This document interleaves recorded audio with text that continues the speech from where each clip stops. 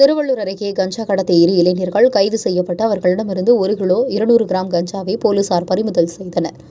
திருவள்ளூர் மாவட்டம் பெரியபாளையம் அடுத்த சின்னம்பேடு கிராமத்தில் திருவள்ளூர் மாவட்ட கண்காணிப்பாளரின் தனிப்பிரிவு காவல் உதவி ஆய்வாளர் மகாலிங்கம் மற்றும் மதுவிலக்கு உதவி ஆய்வாளர் சிவா தலைமையிலான போலீசார் தீவிர சோதனையில் ஈடுபட்ட போது சந்தேகத்திற்கிடமாக வந்த இருசக்கர வாகனத்தை மடக்கி சோதனை செய்தனர்.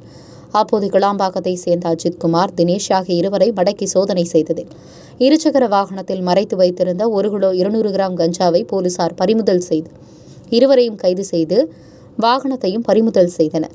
பின்னர் பெரியபாளையம் மதுவிலக்கு பிரிவு காவல் நிலையத்திற்கு அழைத்து வந்து விசாரணை மேற்கொண்டு வருகின்றனர்.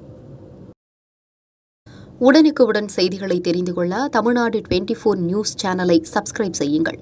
லைக், ஷேர் பண்ணுங்க. நன்றி.